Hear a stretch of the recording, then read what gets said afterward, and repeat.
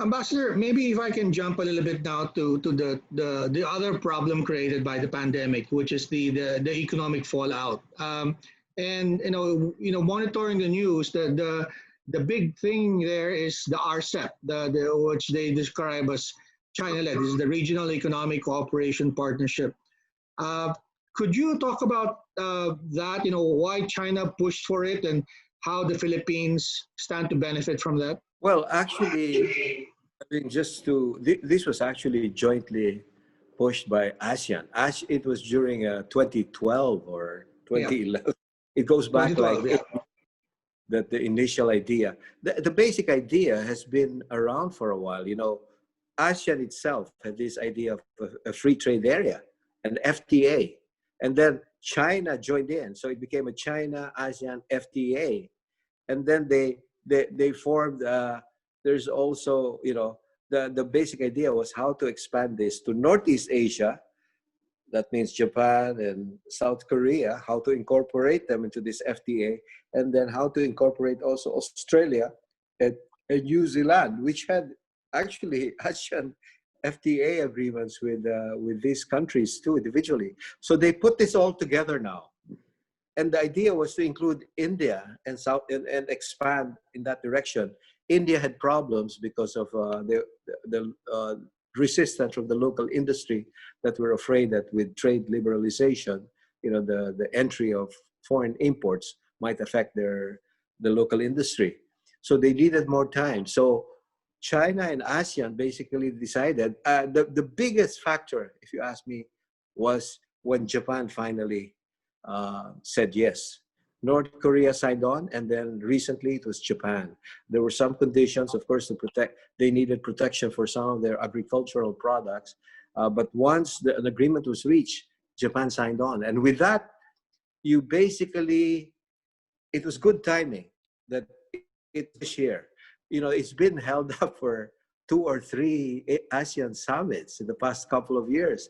There was a big push last year, but in the last minute, it didn't work. But this year, finally, they decided to push through.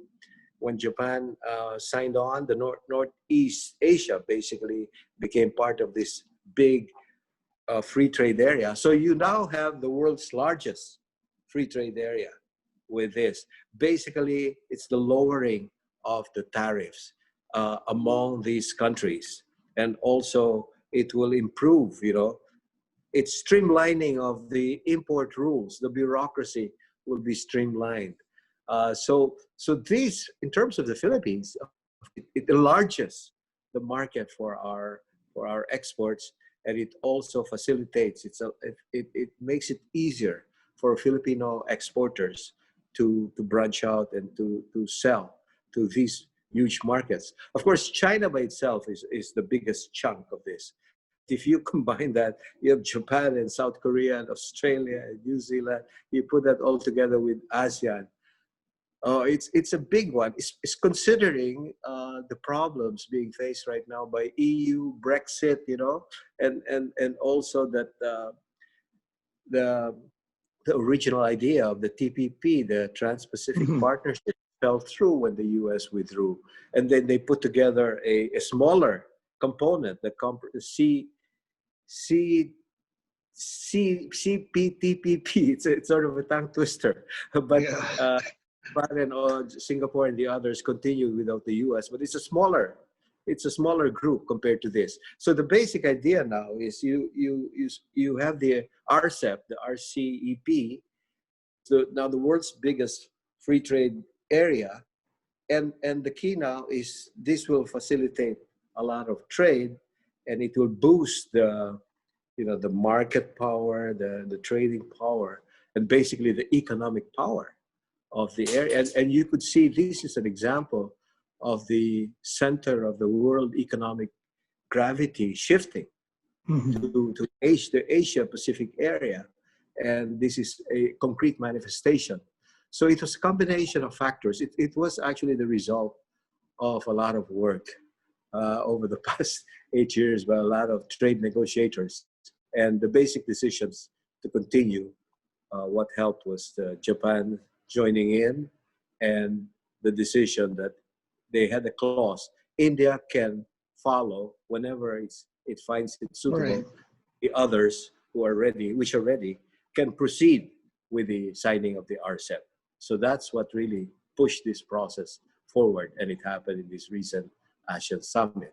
Thanks to the leadership also of the chair of ASEAN right Vietnam. now, Vietnam, Yep.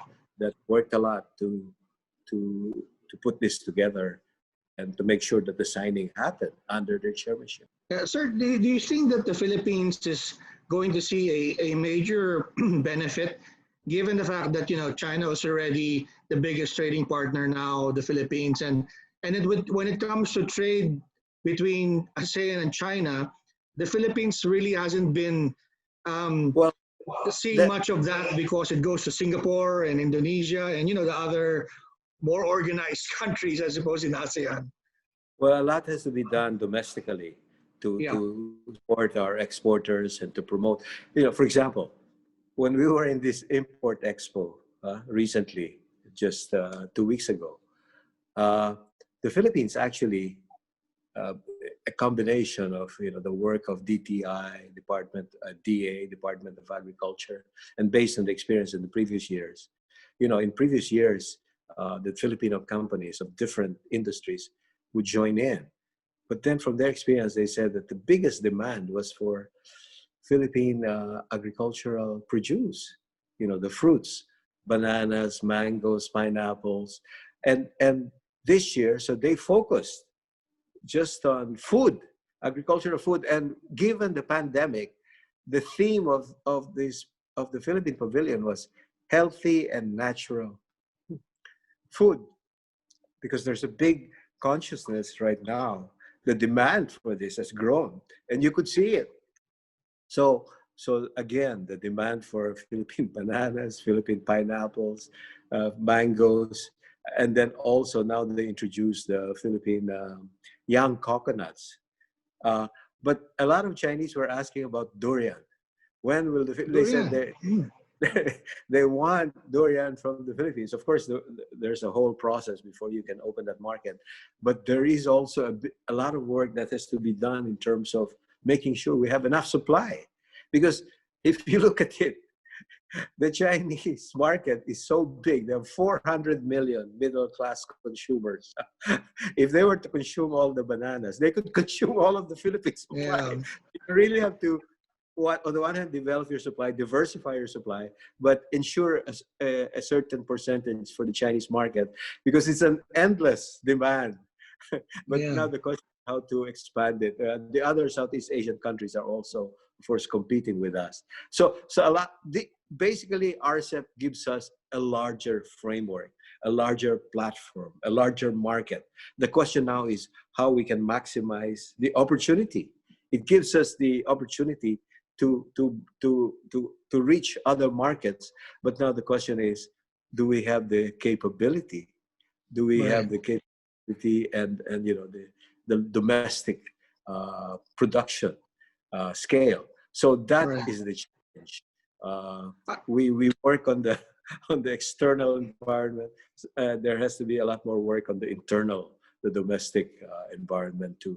Right. That reminds me of the previous Chinese ambassador to Manila, who was telling our audience at the Manila Times Business Forum that China was open, but he wasn't sure if the Philippines had enough to supply China because there's so many consumers. But let me ask you one more question before Yes. I bring back Red to the discussion. What about the Belt and Road Initiative? How has that been impacted by COVID? And what do we expect from that in 2021 and beyond? Well, I think you see, China itself is facing economic challenges. It may be the only major or the only G20 economy that will register a positive growth this year, and which would make it like a global locomotive of the global economy. But it's still at the level of 1 to 2%, and so it's much lower than their previous. And because of this, it affected. They're working very hard to restore the levels of employment. A lot of people have also been unemployed here. A lot of small and medium size shops or entrepreneurs have had difficulties, the private sector, including the public sector. So they're all trying to recover from the damage. And because of this, it has affected also, of course, their budgetary priorities. The basic Chinese priority right now is for projects that they've already signed contracts that they have promised, they will proceed. And it's really how to catch up on lost time and how to proceed according to the timeline. As for other projects, they will consider, but it will depend then on the priority. So the same with the Belt and Road. They're speaking more now of high quality, economically feasible, where the returns are good. So I think there'll be a closer scrutiny. The basic layout is there, the basic idea of the connectivity, and in terms of building infrastructure in different parts and connecting the railway connection as well as the maritime connection, the maritime Silk Road and the land corridor. So that the basic idea is still there, and the projects that they have already committed to will proceed. Now, for new ones, I think there'll be a little more. From all indications in press reports as well as discussions with officials, it looks like they'll be a little more cautious. It will be in line more with their availability of funds, and basically it will depend on the pace of their economic recovery. The latest news, though, in terms of other aspects of the world global economic recovery, is that China has reported that they have suspended the repayments of loans to China, particularly from African and other countries that are in need or that are facing economic difficulties. So that is another thing that they're doing instead. It's so I expect the Belt and Road will continue. The Chinese, I don't think, will give it up, but there may be a readjustment or a revaluation in terms of the pace and the scale, as well as depending on China's economic recovery, basically.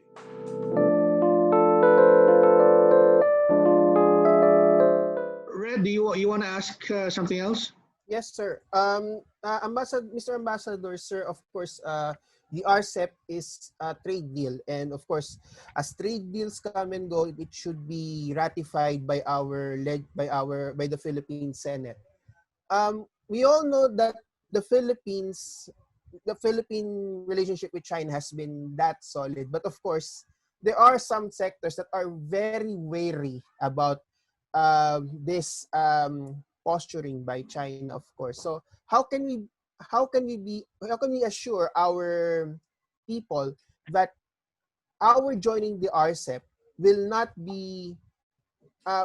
shortchange us, will not put us in a position na we will be on the losing side, and how will the RCEP, of course, this is the big question, RCEP respect the country's issues, sensitive issues regarding South China Sea? Okay. I think RCEP and the South China Sea are two separate things. Mm-hmm. The basic thing you have to understand is that when it comes to economic and trade areas where we don't have disputes, then we proceed on one track. If we can fast track, we will fast track, but on the basis, of course, that it's mutually beneficial, and it is the responsibility of the Philippines, in particular the Philippine Senate, to go through the RCEP agreement and see to it that it's not to our disadvantage. DTI has done a lot of the preparatory work, the due diligence to ensure that we are not on the losing side when it comes to RCEP, when it comes to how it would affect on the local market. As I said, the basic idea here, RCEP essentially is putting together different FTAs that we already have, but then expanding it to include Northeast Asia and the South Pacific, or Australia and New Zealand, and hopefully to go further to the Indo-Ocean, in Pacific. the Indian Ocean, in terms of India and the other countries there. But it's a step-by-step process. So on the South China Sea, our position, it really is, we still have differences. We still have, and we try to discuss this through bilateral talks, through engagement with China. So on the South China Sea, we engage China, and we also remain firm on our position. And we have differences on the arbitral award. We have differences on the issue of sovereignty, on the issue of Scarborough, on the issue of the Kalayaan Island Group. The Chinese claim all of the features in the South China Sea. We claim some of them. Our position is some of them are part of the Philippine territory. And then we have a difference, of course, on the exclusive economic zone. What we think, what we believe is we are entitled to, and what the Chinese are claiming. They're claiming an overlap. So on those issues, we stand our ground. Now, if you go through Rcep, the maritime issues and sovereignty issues are not covered by Rcep. Okay, so the question really here is, how do you promote economic development through trade at the same time without sacrificing your position on national sovereignty and on sovereign rights? And that is exactly the direction we're trying to do. We put the differences on one track, and then for areas where there are no differences, we put it on another track. And one we fast track, the other one we proceed according to a pace where we can reach agreement on certain issues, and where we don't have agreement, we maintain our differences. So basically, when it comes to differences on sovereignty or the arbitral award, we agree to disagree, but we do not let our differences become a hurdle in terms of bilateral cooperation and in terms of promoting trade. So in a sense, we try to put it on a separate track. That's how we protect our interests. At the same time, promoting. So basically, we try to gain as much as we can while protecting our own interests. Sir, I wanted to ask about the reaction over there from the Philippine extension of the Visiting Forces Agreement. And I guess related to that is, what is going on in the U.S. now seems to be like it will be Joe Biden who will be president. Is there an anticipation over there that this trade war with China will end? I mean, or how are they viewing the results of the U.S. elections over there, and then of course our relations with the U.S.? Well, I think let's split it up. First on Okay. Philippines China relations as affected by the U.S. election. Okay, in terms of a Biden presidency, of course, it's still 2 months away before it becomes formal. There's still 2 months under Trump, and the Chinese, from what I understand from their state media reports as well as from conversations with Chinese officials, they're viewing it very closely. And in a sense, they're trying to be very cautious about it. I mean, this will explain why there was a delay in the expression of congratulations, because they see there's a domestic dispute happening in the U.S. and they want to stay out of the crossfire. At the same time, they don't want to offend anybody, an outgoing president or an incoming president. So on the one hand, they're trying to be very cautious. On the other hand, I think the basic question is, what obviously there will be a change in personnel, a change in president. And the next question is, will this lead to a change in policy, or will it be a continuation? What is the extent of the change, and what is the extent of the continuity in policy? Because although President-elect Biden was part of the Obama administration, it is too simplistic to say that he will just continue and go back to the Obama policy.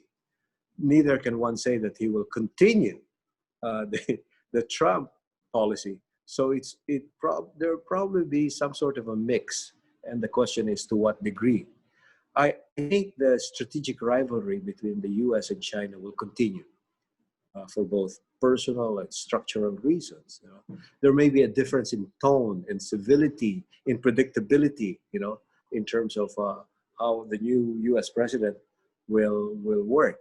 I think there his president the Biden presidency, though, from what he said during the campaign, seems to be in favor of some form of cooperation with China when it comes to climate change, when it comes to the pandemic and certain global issues.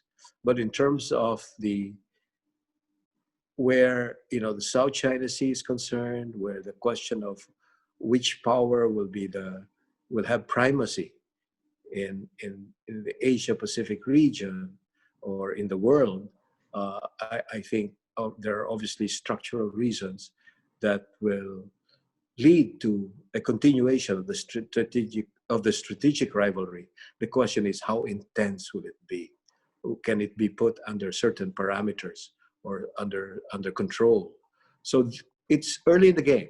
We have to see, the first indications will probably come through the personal assignments, the initial phone calls. From what we've seen so far, the President-elect Biden has tried to reach out to some of its Asian allies and have tried to reassure some of its Asian allies, namely Japan and South Korea. So it seems to be consistent with what some analysts have predicted, that there will be a return more to strengthening alliances instead of a unilateral approach in handling this issue.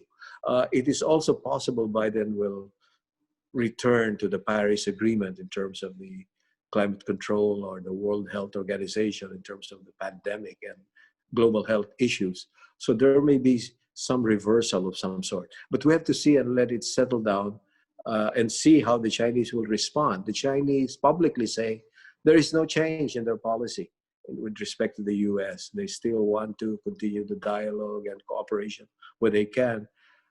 Now, in terms of the Philippines, again, I think the president, the presidential spokesman, and the Philippine ambassador to the US has reiterated that we would like to maintain friendly relations with the US, consistent with our independent foreign policy and the policy of being friends to all major powers, with all countries actually, and particularly in this case with both China and the US.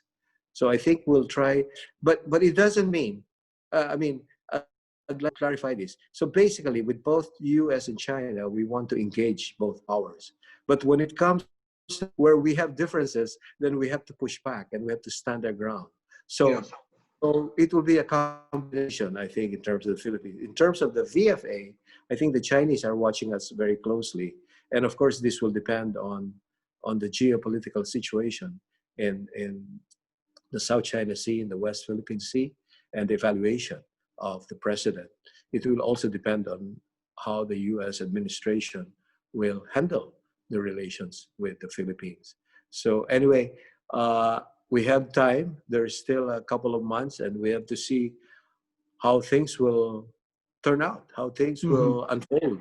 The first priority, I think, of the incoming US president, of course, is domestic, Yeah. mainly the pandemic The and COVID. economic recovery, just like all of us. So I expect, of course, it will have to address international issues, but I think in terms of the work or the pronouncements, as we'll see, and what we're seeing right now, the focus first is on the domestic before it turns to the international issues, and probably it will, the new administration will keep us hanging for a few weeks, if not a few months, before we can have a clear idea of its direction. At this point, it's anybody's guess. A lot of it is based on speculation. Some of it, of course, educated guess. But as for whether it will be the real policy, only time will tell. So, yeah, I wanted to ask a couple of quick follow-up questions. One is, with the U.S. focus now on its runaway COVID cases, and of course, if you look at the campaign statements, and if Biden becomes president, is named officially named president, he said that the greatest foreign adversary is Russia. Does that give room now for China to assume a bigger global status? And is that good for the Philippines or bad? What is your assessment there? And the second question is, there seems to be no stopping China's rise. But the thing is, has China done enough to deserve that number one spot in the global order? What do you think? Well, those are important questions. Let me say first of all what I think, and here it's my personal view, but also borne out by historical development.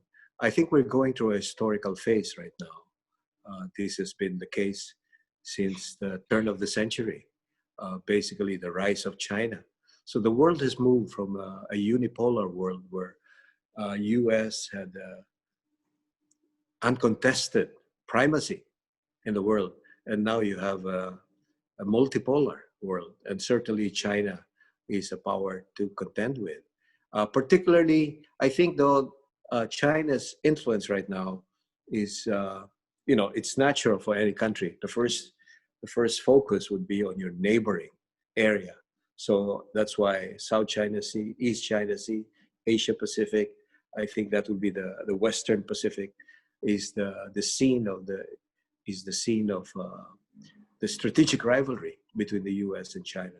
I think the China to be number one in the world, it's premature. It's not now. Possibly after 10, 15, 20 years. But a lot will depend on whether China can continue its economic rise. It had a setback this year, and it's recovering and recovering quite well ahead of what people were saying was going to be China's Chernobyl. The coronavirus, the outbreak in the beginning of the year has turned out to be false. As a matter of fact, it's now turning out to be America's Chernobyl. But hopefully America can also recover. From the point of view of the Philippines, I think our best position when you see this historical transition, which is difficult to predict because it's not a straight line. If you just look at the straight line trajectory, which is, I think, the common misunderstanding, is that China will definitely be number one. It could be, but it's not written in stone that it will happen that way. A lot of things could still happen. I mean, now there are efforts on the part of some of the U.S., particularly under Trump, the Trump administration. The basic issue then, I think, is really to keep China from growing. It's sort of in a sense, a certain application of the Star Wars strategy of the Reagan administration, which was you compete with the Soviet Union, and the Soviet Union cannot compete, so it crashes, it collapsed. Here the effort was you strangle it, the 5G development, Huawei, you cut off the chips and try to constrain the development of China. So it's an open question, and it's why in the recent Central Committee plenum here in China, there is a stress on technological self-sufficiency, that they cannot rely on importing computer chips, and even the lifespan of Huawei. I mean, we'll see how resilient it is when it's deprived of the basic chips and it has to rely on domestic production, whether they can produce the same quality, the high quality chips that they were importing to use for their smartphones. We'll see.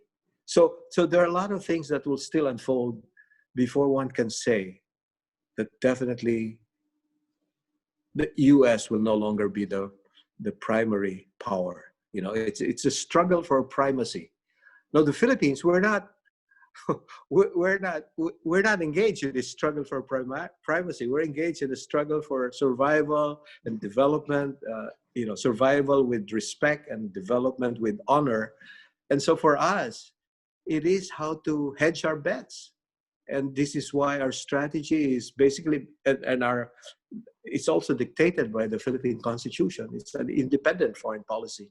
And our view on independent foreign policy is how to navigate. You know, it's a complicated thing we are trying to do, but how to navigate the course that will enable us to maximize the benefits from our relations with China, from a friendly and cooperative relations with China, and this with us and other countries, you know, ASEAN, Japan. That's why we have good relations with Japan, South Korea, with ASEAN, with India, with Russia.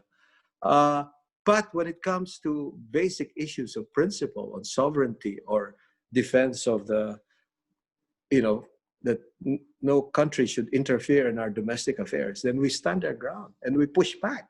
So it's a combination of engagement and pushback, engagement and standing up for what we stand for, what we hold to be our own and our own internal affairs.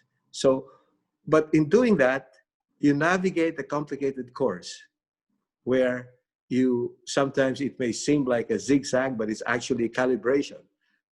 A boat cannot travel on a straight line, especially under stormy weather. You have to feel your way in a sense. And that's what's been happening over the past 4 years.